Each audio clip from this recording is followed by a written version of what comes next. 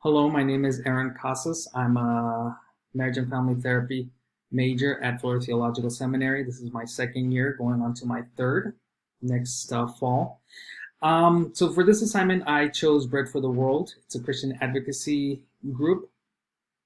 At a glance, when I looked at them, I thought when I looked at the name and I looked at their website, I thought to myself, okay, so have faith and hunger. So what they're trying to address is hunger. That's what they're trying to do.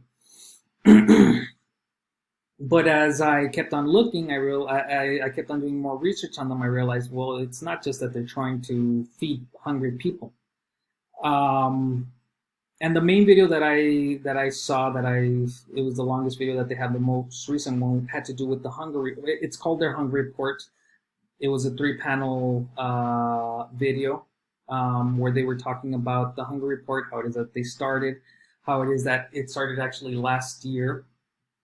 Their idea was to do this and make an annual thing discussing, the progress or information about hunger. And then with COVID-19 happening, they felt that it was that it might be irrelevant, that it might not have anything to do. But as they continued to see COVID-19 and the effects that it was having on the world and on hunger, they felt that more than ever it was important to have this panel. So there were of the 3 panelists, they were discussing food systems. Now, for me, as someone that's been working in mental health for 6 years,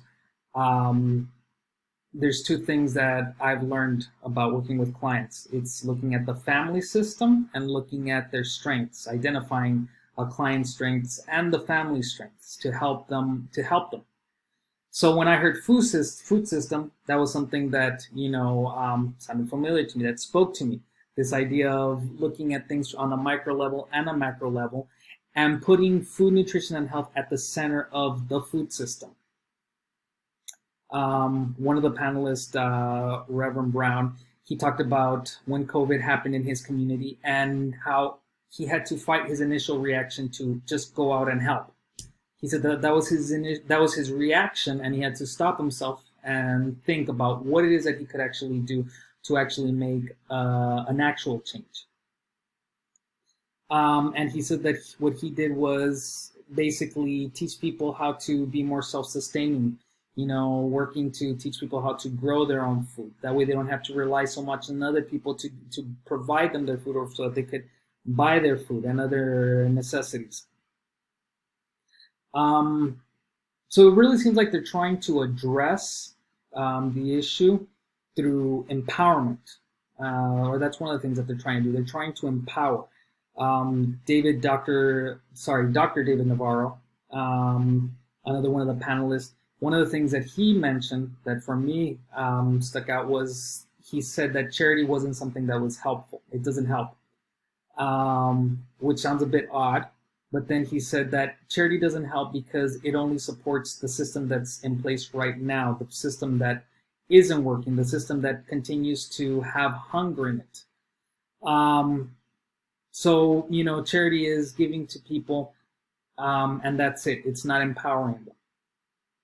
So when I was looking at when I observed and, trying to find or identify the ethical variables or methodologies that are in work, in listening to the panel of the hunger report, one of the things that, one of the things that Reverend Brown said towards the end was this. I'm going to quote him. He said, "Listen to the needs of those that are most impacted. People in power should listen and be note takers." And then he said that, and then it was Dr. David Navarro that then added to it, and he said, we should not be note takers. We should not be keynote speakers. We should be note takers.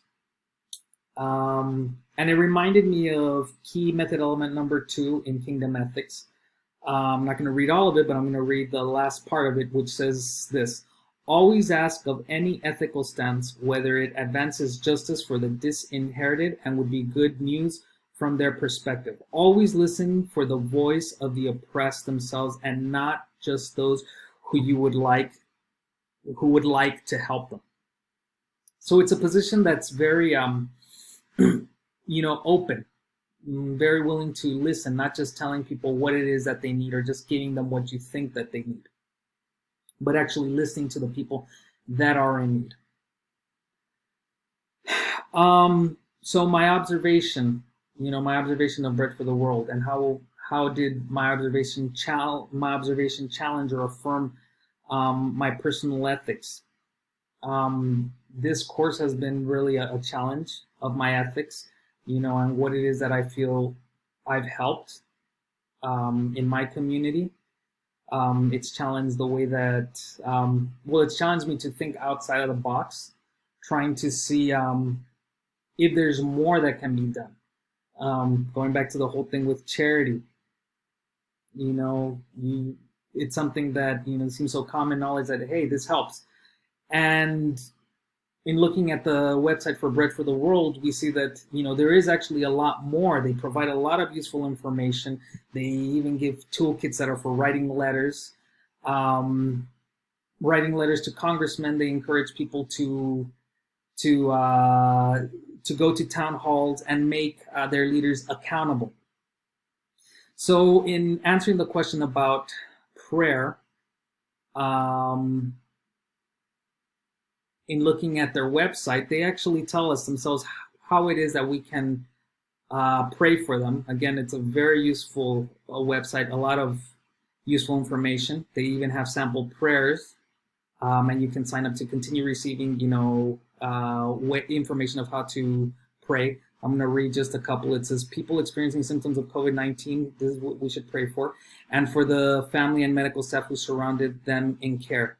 Also, we can pray for children in the U.S. and around the world whose families suffer from food insecurity, especially when food meals are not provided. So, thank you very much.